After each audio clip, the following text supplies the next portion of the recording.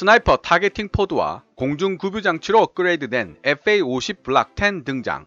이제 남은 것은 AIM-120 암람 통합뿐. 대한민국이 만든 최초의 제트 전투기 FA-50에 대한 영상을 만들 때면 늘 빠지지 않고 등장하는 지적이 있습니다. FA-50의 근본적인 한계를 무시한다. 카이의 배만 불려주는 격이며 공군도 이에 관심이 없다는 등의 지적이죠. 이런 지적을 하는 분들의 논리를 정리해보면 5세대 스텔스 전투기 제20을 보유하고 있는 중국과 역시 같은 5세대 전투기 F-35를 100대 이상 보유할 계획을 세우고 있는 일본 등 세계 군사력 상위권을 달리는 주변 국가의 공군력을 생각해봤을 때 소형이어서 무장 탑재량이 떨어지며 작전 반경이 넓지 않은 4세대 전투기 FA-50의 전략적 가치는 매우 낮다고 주장합니다. 게다가 국회에서 제정된 법에 의해 420대로 제한되어 있는 우리 공군의 전술기 숫자 때문에 기존 FA-50이 개량되거나 신형 기체가 추가 도입된다면 KF-X 생산량에도 차질이 생길 수 있다는 우려도 합니다. 이 문제에 대한 제 나름의 개인적인 생각을 말씀드린다면 먼저 FA-50은 적 영공에 투입되는 공세적 제공작전 OCA에 투입할 목적으로 만들어진 기체가 아니라는 점을 먼저 주목해야 할 필요성이 있습니다. FA-50의 임무는 평상시에는 전투 초기 임무와 스크램블을 수행하는 것이며 전시에는 우리나라 영공으로 침입해 들어오는 적기를 탐지, 식별, 요격 및 격파하는 작전, 즉 방어적 제공작전 DCA를 수행하고 동시에 육군에 대한 근접 항공 지원 임무를 맡기 위해 만들어진 기체라는 점입니다. 일부 밀리터리 매니아들은 FA-50을 시계외 공중전 BVR이 가능한 블락 20까지 업그레이드하는 것에 큰 메리트가 없으며 우리 공군도 같은 입장이라고 주장하고 있지만 중장거리 공대공 미사일과 레이더 성능 개선을 통해 시계외 공중전 능력이 강화된 FA-50을 보유하여 방어적 제공작전을 맡기게 되면 그만큼 더 많은 수의 F-35나 F-15K 혹은 KF-X를 공세적 제공작전에 투입할 수 있는 여유가 생기게 됩니다. 이를 다른 관점에서 설명해보면 평상시에는 상대적으로 가동률이 떨어지고 운영 유지비가 높을 뿐 아니라 출동에 더 많은 시간이 필요한 F-35나 F-15K 등을 대신해 90%에 가까운 가동률과 저렴한 운영 유지비 그리고 빠른 출동이 가능한 FA-50에게 전투 초기 임무와 스크램블 임무를 맡기고 전시에는 북한에서 가장 조심해야 할 공격기인 미그-29를 상대로 방어적 공중전을 펼칠 수 있는 능력을 FA-50에 부여한다면 우리 공군의 선택지는 더 한층 넓어지게 된다는 뜻입니다. 공군 또한 FA-50 업그레이드에 관심이 없다는 일부 밀리터리 매니아들의 비판도 공군이 FA-50 성능 개량 사전 개념 연구 입찰 공고를 조달청에 게시하면서 그 의미가 퇴색되고 말았습니다. 예전과는 달리 우리 공군 또한 FA-50의 성능을 개량하고자 하는 의지가 있다는 점을 대외적으로 분명하게 알린 사건이기 때문이죠. 오늘 번역해볼 예정인 해외 외신 두 가지는 FA-50의 공중 급유 능력이 추가된다는 내용과 표적물 획득 시스템인 록히드 마틴의 스나이퍼 어드밴스드 타겟팅 포드 통합이 완료되었다는 내용을 다루고 있습니다. 사실 이 두 가지 업그레이드는 FA-50 업그레이드 이야기가 나올 때마다 늘 회자되던 부분이었는데요. FA-50 블락 10이라는 이름으로 이미 발표된 적이 있습니다. 즉, FA-50 블락 10이 실질적으로 완료되었다는 뜻이 되는데요. 이는 FA-50 블락 20의 등장에 대한 기대치를 높이는 소식이기도 합니다. 하지만 FA-50이 아무리 업그레이드가 되더라도 중국과 일본을 대상으로 하는 공세 임무에 투입될 일은 결코 없을 것이라는 점은 미리 확실하게 말씀을 드려야 할 것 같습니다. 일부 밀리터리 영상물이나 시청자들이 블락 20로 업그레이드된 FA-50이면 마치 중국이나 일본의 제공 전투기들을 손쉽게 제압할 수 있을 것처럼 과대평가하는 경우를 많이 보았기 때문이죠. 위에서도 말씀드렸듯이 FA-50은 어디까지나 공세적 임무가 아닌 방어적 임무를 담당한다는 점 기억해 주셨으면 좋겠습니다. 두 해외 기사를 각각 순서대로 번역해 본 이후 FA-50 블락 10이 가지는 의미를 살펴보고 영상을 마무리 짓도록 하겠습니다. 기사 원문은 노란색 글자로 표시됩니다. 한국 항공우주산업 카이가 만든 FA-50 전투기에 공중급유 능력이 추가된다. 영국의 항공우주 방산업체 코펜 미션 시스템즈는 FA-50에 공중급유 능력을 추가하는 업그레이드 작업에 주 계약업체로 선정되었다고 2020년 12월 2일 발표했다. 이 영국 회사는 대한민국의 단발 엔진 전투기 FA-50 파이팅 이글에 장착될 자유로이 펴고 접을 수 있는 공중 급유 파이프 솔루션을 설계, 개발 및 검증할 예정이라고 말했다. 급유 호스 및 급유 깔때기가 장착된 공중 급유기를 통해 공중 급유를 받을 수 있게 된 FA-50 파이팅 이글은 지금보다 훨씬 더 향상된 작전적 유연성과 상호 운용성을 확보하게 될 것이다. 10년이 훌쩍 넘을 만큼 긴 시간 동안 한국 항공우주 산업의 성장을 지켜보며 후원해왔던 우리들로서는 카이가 만든 뛰어난 FA-50 전투기의 공중 급유 기능이라는 새로운 작전 능력을 제공할 수 있는 기회를 가지게 되어 기쁜 마음을 금할 수가 없습니다. 라고 영국 커펜 미션 시스템즈 부사장인 러시엘 베일리는 인터뷰를 통해 말했다. 일선에서 FA-50을 실질적으로 사용하고 있는 최종 사용자들에게 보다 더 향상된 작전 능력을 제공할 수 있기 위해서는 맞춤형으로 제작된 공중 급유 시스템을 개발해야 할 필요성이 절실하며 우리는 이 문제에 있어 전담팀을 구성하여 카이와 긴밀히 협력할 수 있으리라 기대하고 있습니다. 커팸은 이번 공중 급유 시스템 개발 계약이 성공적으로 마무리된다면 향후 카이의 고객층에서 연이은 공중 급유 시스템 수요가 발생할 것이라고 예상하고 있다. 글로벌 항공 데이터 회사 시륨이 공개한 데이터를 살펴보면 T-50 고등훈련기를 전투 목적으로 변형, 업그레이드 시킨 FA-50 파이팅 이글은 필리핀에서 12대, 그리고 대한민국에서 60대가 실전 운용되고 있다. 이라크에 수출된 T-50 IQ 24대와 태국에 수출된 T-50 TH 12대, 그리고 최근에 우리 공군이 도입한 20대의 T-50도 그 세부 내용을 살펴보면 FA-50과 같은 경전투기로 사용할 수 있는 사양을 갖추고 있어 유사시 FA-50으로 바로 활용이 가능하다는 사실을 KKMD 134와 해외 기사를 번역하면서 알려드린 적이 있습니다. 따라서 실질적으로 실전 배치된 FA-50은 130여 대 가까이 된다고 볼 수 있습니다.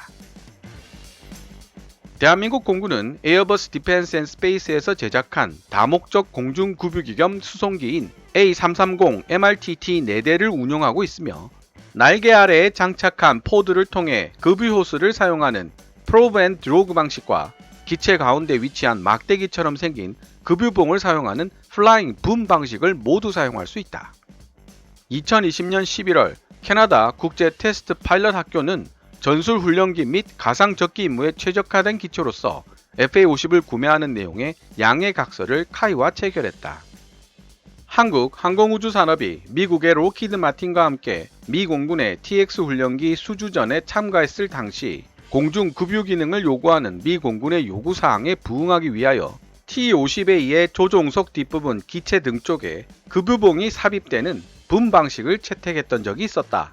비록 한국 항공우주 산업은 TX 훈련기 수주전에서 패배하기는 했지만 만약 FA-50 도입 국가들에 의해 공중 급유 기능이 강화된 버전이 실전 배치된다면 이들은 한국 항공우주 산업에 의해 만들어진 FA-50 전투기들 중 최초로 공중 급유가 가능한 타입이 된다. 여기까지가 2020년 12월 2일 flightglobal.com이 FA-50 공중 급유 기능 추가에 대해 게재한 기사 내용이었습니다. 이어서 2021년 1월 19일 militaryleak.com이 게재한 FA-50의 스나이퍼 타겟팅 포드 통합이 완료되었다는 내용의 기사를 번역해 보도록 하겠습니다. 로키드 마틴의 스나이퍼 어드밴스드 타겟팅 포드 ATP가 지상 및 비행 시험을 성공적으로 마치면서 FA-50 파이팅 이글을 위한 가망성 인증의 길이 열렸다.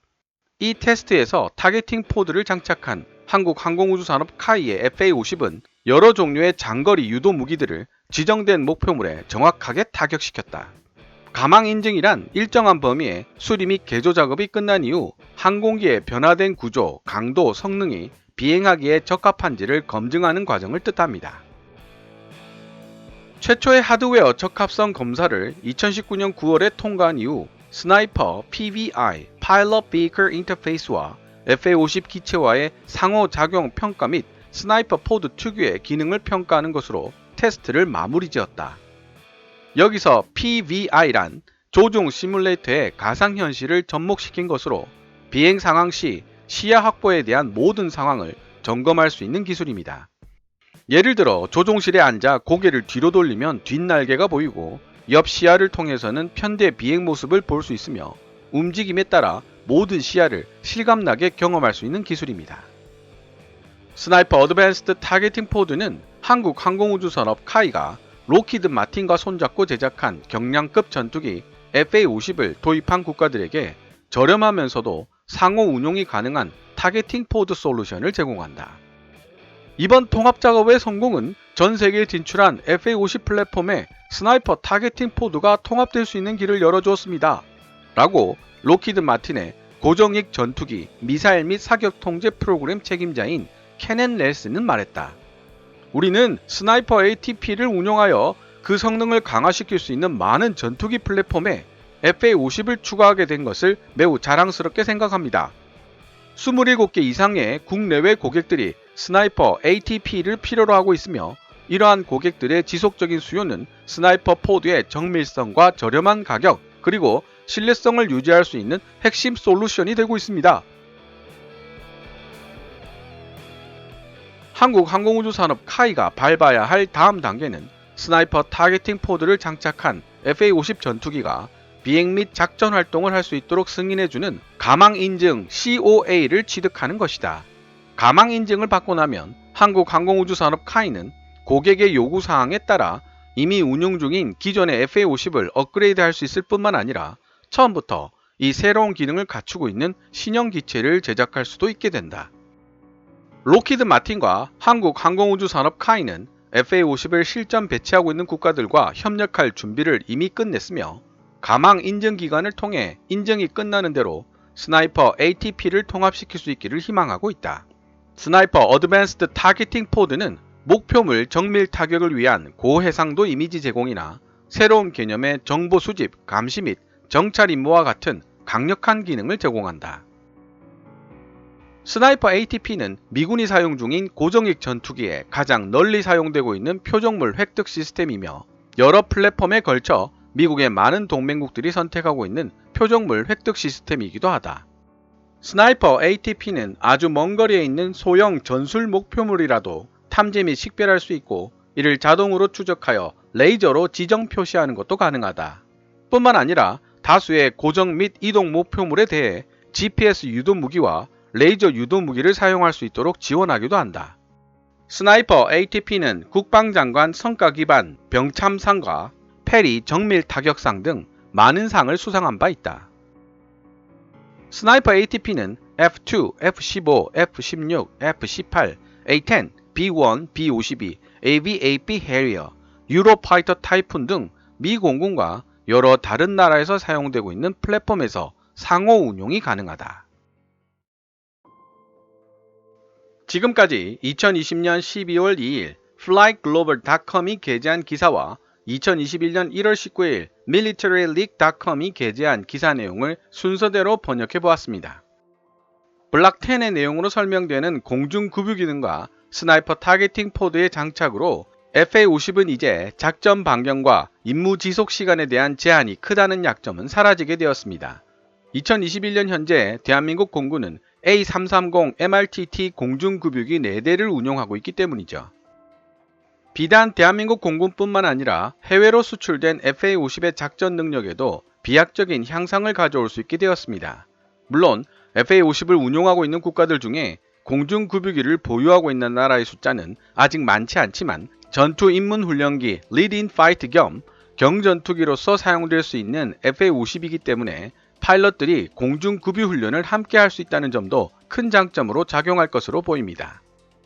파일럿 양성 전문 학교인 캐나다 국제 테스트 파일럿 학교에서 전술 훈련기 및 가상 적기 임무에 최적화된 기체로서 FA-50을 선정한 이후 공중급유 기능을 추가하게 된 것도 우연의 일치라고 치부할 수만은 없다는 뜻이기도 하죠. 현재 장착되어 있는 레이더와 항전 장치만으로도 우수한 지상 공격 능력을 보여주고 있는 FA-50이지만 스나이퍼 어드밴스드 타겟팅 포드가 장착됨으로써 그렇지 않아도 우수했던 지상 공격력이 그야말로 사기 캐릭터 수준으로 강화되었습니다. 먼 거리에 있는 소형 목표물도 정확하게 탐지, 식별, 자동 추적하는 것이 가능하게 되었을 뿐만 아니라 다수의 고정 목표물 및 이동 목표물에 대해 JDAM과 같은 GPS 유도 무기와 GBU 10, 12, 16 등의 레이저 유도 무기도 사용할 수 있게 됨으로써 장착할 수 있는 무장의 종류도 훨씬 다양해졌습니다. 아시아 태평양 국가들의 군사 동향을 전하는 인터넷 매체 Asia Pacific Defense Journal이 1월 26일 게재한 내용에 따르면 태국 왕립 공군과 필리핀 공군은 꾸준하게 FA-50에 스나이퍼 ATP를 통합시켜 달라고 대한민국 공군에게 요청해 왔다고 합니다. FA-50을 실전 배치시키고 있는 이 두 나라의 또 다른 오랜 희망사항이 바로 중장거리 공대공 미사일 AIM-120 암람의 장착이라는 점을 고려해 본다면 FA-50 블락 20도 머지않은 시기에 만나볼 수 있을 듯합니다. 우리 공군도 보유하고 있는 60대의 FA-50을 블락 20 버전으로 업그레이드 시키기 위해 사전 개념 연구 입찰 공고를 조달청에 게시하기도 했죠. 더구나 스나이퍼 ATP의 기능 중에는 적진에 대한 고해상도 사진 이미지를 제공하거나 정보 수집, 감시 및 정찰 임무를 수행할 수 있는 기능도 포함되어 있기 때문에 FA-50을 정찰기로 활용할 수도 있게 됩니다. FA-50은 최대 속도가 마하 1.5 이상 나온다는 점도 정찰기로서의 생존성을 더 높이는 요인으로 작용할 것입니다. 오늘은 외신에 올라온 한국항공우주산업 카이가 만든 FA-50의 블락 10 업그레이드 내용 중 중요 사항인 공중 급유 기능과 스나이퍼 ATP의 통합 성공 이야기까지 다루어 보았습니다. 다음 영상에서는 이라크 공군의 주력 전투기 F-16IQ가 각종 문제에 시달리며 제대로 운용되고 있지 못하다 보니 FA-50 사양으로 도입된 T-50IQ가 실전에 투입될 가능성이 높아지고 있다는 외신을 번역해 보도록 하겠습니다. 오늘 KKMD에서 준비한 내용은 여기까지입니다. 좋아요와 구독 그리고 광고 시청은 제작자에게 큰 힘이 됩니다.